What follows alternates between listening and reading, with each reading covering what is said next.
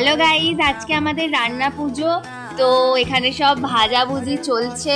আর দেখো, এগুলো আগেই ভাজা হয়ে গেছে।